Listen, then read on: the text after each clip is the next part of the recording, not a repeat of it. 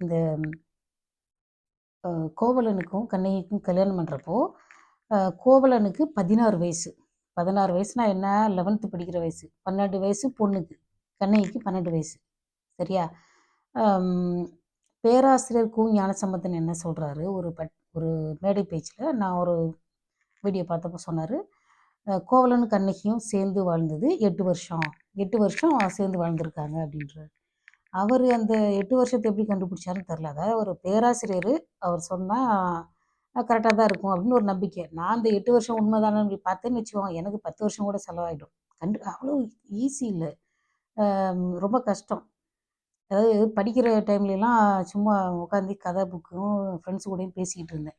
இப்போ படிக்கலான்னு பார்த்தா கண்ணு வலிக்குது. இப்போ தேடுறது ரொம்ப கஷ்டம். சரிங்களா? சரி, இது இல்லை, பிள்ளைங்களோட சாக்ஸை தேடுறதே பெரிய கஷ்டமாக இருக்குது. சில நமக்கு நேரம் கிடைக்க மாட்டேங்குது. இப்போ என்னாச்சு, அவர் என்ன சொல்கிறாரு, 8 வருஷம் ஆச்சு, 8 வருஷமாக வாழ்ந்துருக்காங்கன்னு. அப்போது 8 வருஷம்னா கண்ணகிக்கு 12 + 8 20, கோவலனுக்கு 24. இப்போது இவன் போயிட்டு அதாவது 20, 24 மாதவிக்கு நாட்டியம் வந்து அரங்கேற்றம் பண்ணுறாங்க. அரங்கேற்றம்னா அந்த நாட்டியம் எல்லாத்தையுமே கற்றுக்கிட்டதுக்கப்புறம் ஒரு எப்படி சொல்கிறது, ஒரு சினிமா ரிலீஸ் பண்ணுற மாதிரி, சாரி, அது வந்து ஒரு கிராஜுவேஷன் மாதிரி. ஓகே, ஒரு காலேஜில் போயிட்டு நம்ம படித்து முடிக்கிறப்போ கிராஜுவேஷன் மாதிரி, பட்டமளிப்பு விழா மாதிரி. கரெக்டாக தான். அப்போ வந்து அந்த பொண்ணு வந்து பாட்டு, டான்ஸு, அதாவது 11 ஆடல்கள் கற்றுருக்குது. என்ன அது அந்த டைப் 11 டைப்ஸில் டான்ஸ் ஆட முடியும் அந்த பொண்ணால். அப்போ வந்து அந்த பொண்ணுக்கு எத்தனை வயசு ஆகுதுன்னா, அதாவது 5 வயசில் கற்றுக்க ஆரம்பிச்சுதான்.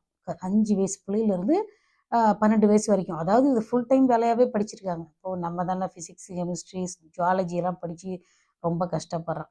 இல்லை, நம்ம சயின்ஸ் படித்து வேலைக்கு போகிற காலம் அது கிடையாது.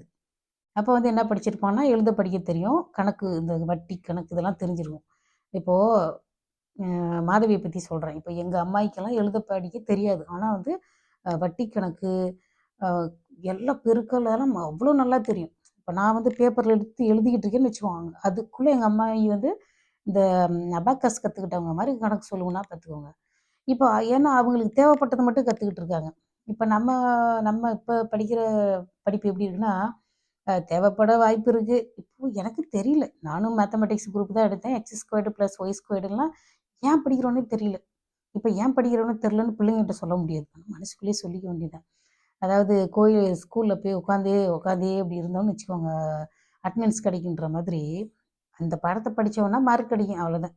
அது எதுக்கு பயன்படுத்துகிறாங்கன்னு